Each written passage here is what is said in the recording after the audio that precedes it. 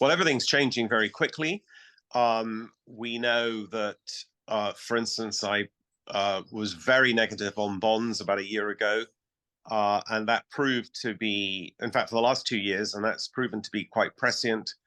And, for instance, the countries that issued 100-year bonds, believe it or not, Argentina did that during post-pandemic times, and so did Austria. Those bonds, because they have very long duration and they had very low interest rates, have performed absolutely abysmally. However, uh, although many people are forecasting that interest rates are going to come down very rapidly over the next year or two, I'm not sure that's the case.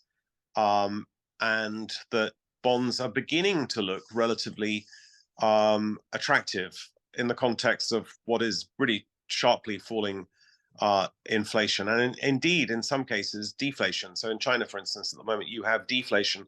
Germany will probably have deflation because of the stagnant, if not dire, nature of its economy.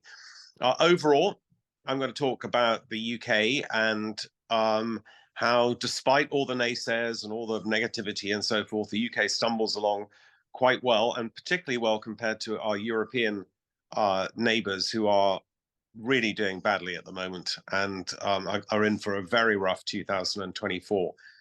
Because the UK is so service focused, and post Brexit, the services have become an increasingly important part of our economy.